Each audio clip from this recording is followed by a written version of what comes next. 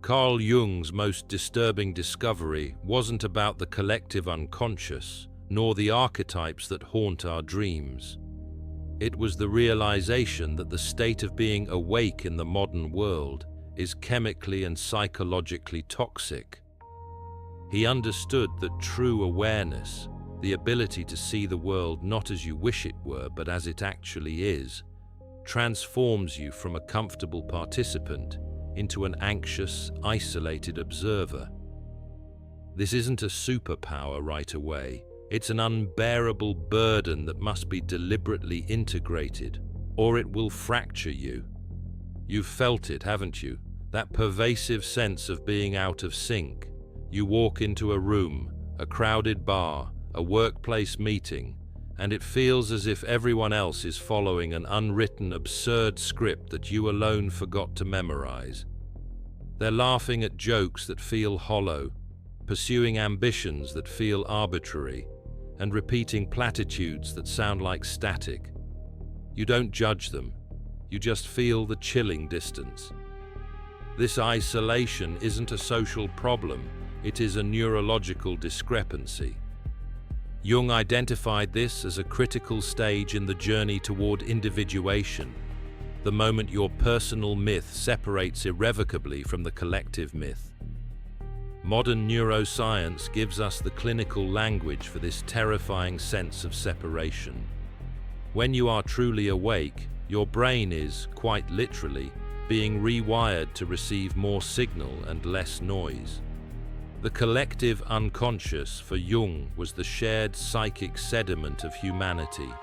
Today, we understand the physical mechanism of that sediment, the constant low-grade release of cortisol and adrenaline produced by a society perpetually on edge, the feedback loop of mirror neurons firing in synchronicity, creating a mass emotional consensus, and the continuous bombardment of information that overloads the prefrontal cortex.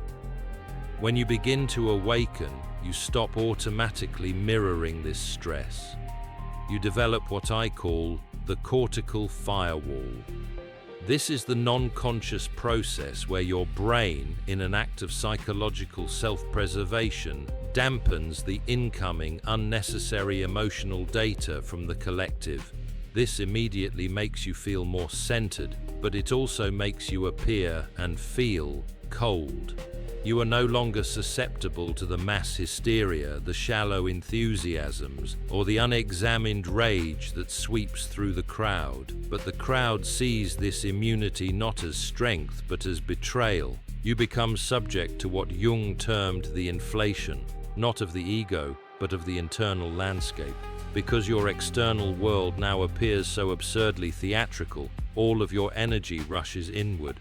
Your dreams become more vivid, your emotions more intense, your ethical standards more rigid. You mistake the vastness of your own soul for the vastness of your social influence.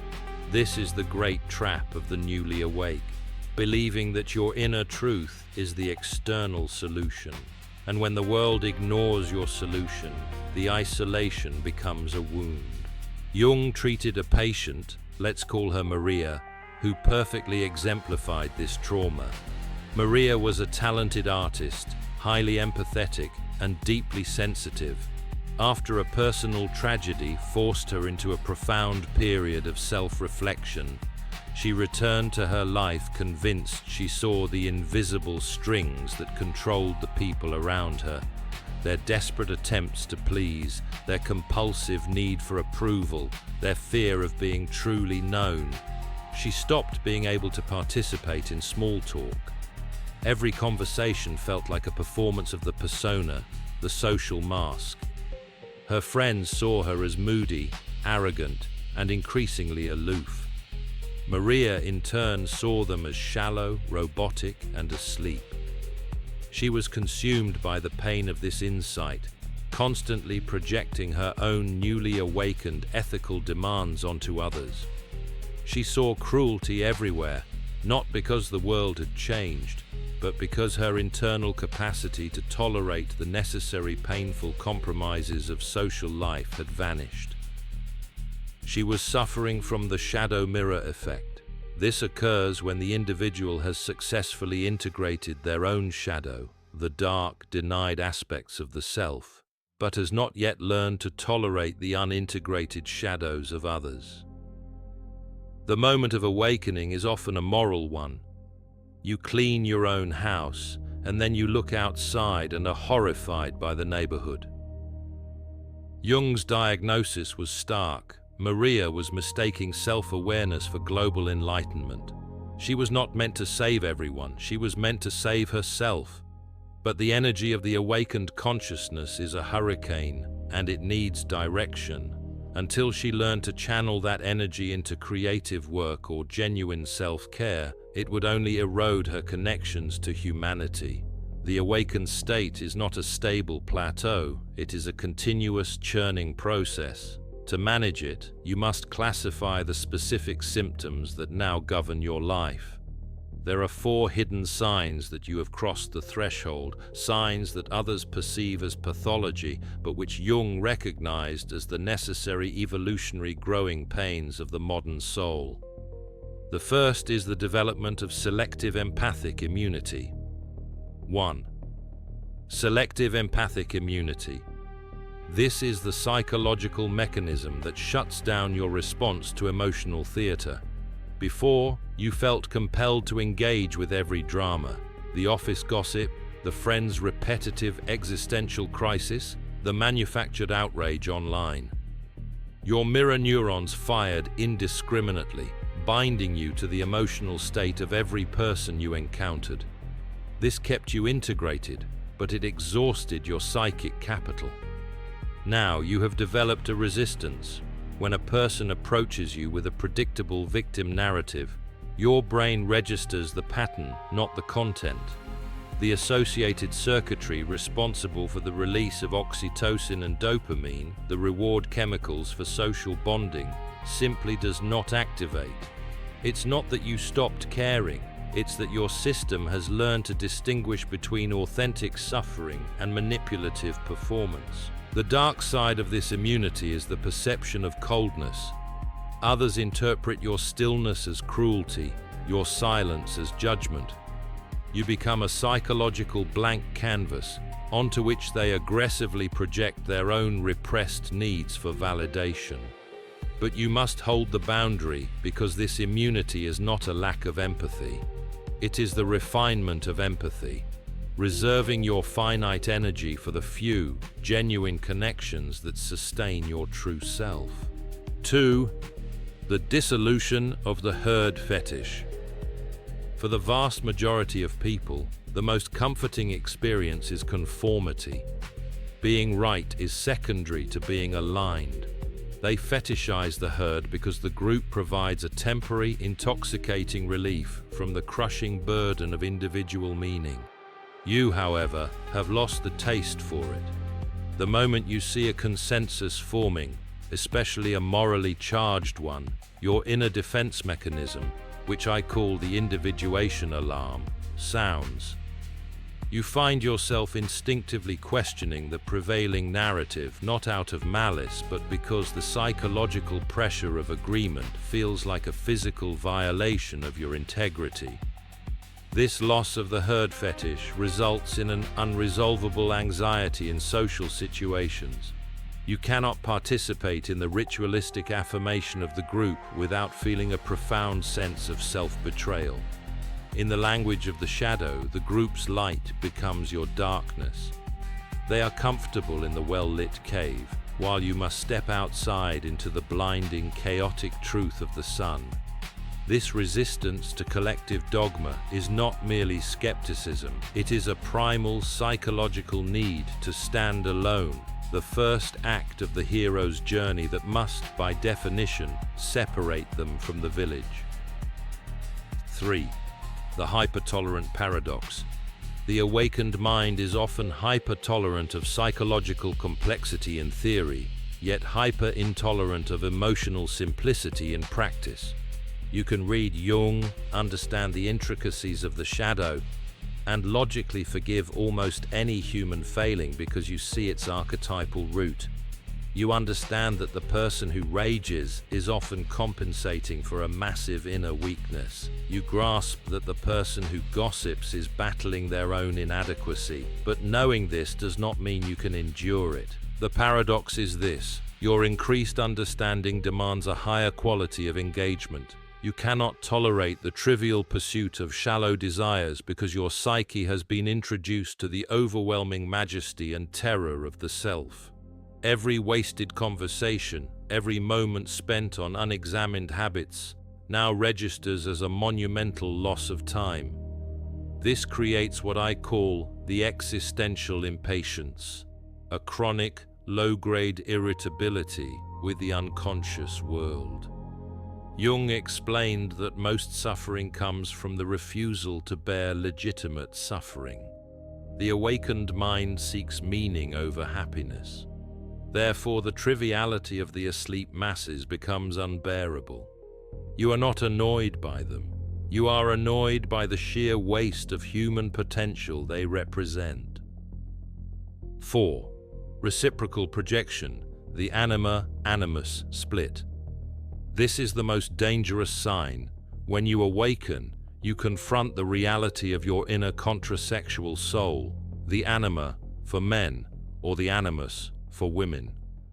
This inner figure contains the psychological qualities you have neglected. When you integrate them, you become whole. But until then, they are projected onto the world. The awakened person, seeking depth, often projects their integrated inner values onto others, only to be crushed when those individuals fail to live up to the projected image. You see the deep, soulful partner in a casual acquaintance. You see the intellectual titan in a superficial professor. This is not poor judgment, it is a signal overload, where the intensity of your anima-animus energy overwhelms your capacity for external rational assessment. You are seeking the hieros gamos, the sacred marriage of opposites, but you are seeking it externally rather than internally. The awakened individual carries a light so strong that it casts a disproportionately large shadow on the world they observe. They are constantly cycling through intense, short-lived bonds based on a projection of their own potential. Every time the projection fails, you retreat, reinforcing the initial trauma of isolation. To move beyond the symptoms and into mastery, you must shift from a state of suffering from awareness to a state of utilizing awareness. The solution lies in a technique of disciplined observation, a shift from emotional ownership to cognitive deconstruction. The goal is not to stop the flow of feeling, but to introduce a brief, controlled delay between stimulus and response. We move now from diagnosis to integration. You are not broken, you are merely overloaded. Your Neuro-Jungian system needs a software update. The first technique for integration is the cultivation of active neutrality. When a strong emotion hits, the anxiety of isolation, the sudden spike of anger at groupthink, most people immediately become the emotion. They fuse with it. Active neutrality requires you to consciously activate your prefrontal cortex, the rational executive function part of the brain, to observe the emotion as a distinct entity, separate from your core self. Instead of saying, "I am angry," you must train yourself to say, "I am observing a feeling state that I will temporarily label as anger, which is registering in my chest cavity and the periphery of my vision." This practice is a form of psychological aikido. It uses the energy of the emotion against itself. The simple act of labeling and locating the feeling reduces the amygdalas, the brain's fear center, hijack capacity. The second technique is the establishment of the inner council of archetypes. Jung showed us that the psyche is not a single unified voice, but a parliament of competing forces. The shadow, the hero, the trickster, the persona, the sage. In moments of crisis, the unintegrated voices shout over each other, creating inner chaos. To achieve psychic ecology, you must convene the council. When you are about to make a decision based on panic or societal pressure, pause and ask, which part of me is speaking now? Is it the persona demanding you act according to social expectation? Is it the shadow urging you towards spiteful retaliation? Is it the hero demanding self-sacrifice? By giving these inner forces names, you treat them not as your masters but as specialized advisors. The wisdom of the awakened mind is not in eliminating these voices, but in choosing which one to grant the floor. The narrator of the inner council must always be the self, the entirety of the integrated psyche, which speaks not in panic, but in paradox and long-term vision. The final and most essential act of integration is accepting the burden of vision. The awakened life is lonely. The vast chasm between what you see and what others accept as reality will not close. You have been given a vision, and a vision is always a responsibility. Your heightened sensitivity to the world's pain is not meant to be a flag of surrender. It is meant to be the fuel for your purpose. If you can see the invisible strings that bind others, your task is to use that vision to weave something new, not to merely complain about the broken threads. The path of individuation is the psychological Everest. Few attempt it, and fewer still reach the summit. But the view from the top, the view of pure, unconditioned reality, is the only thing that justifies the journey. The isolation you feel is the necessary price of your evolutionary advancement. You are not a diagnosis, you are an emergent property of consciousness. Your anxiety is simply the distance between where you are and where you are meant to be. Accept the loneliness, for it is the sound of your freedom. See you in the next dimension.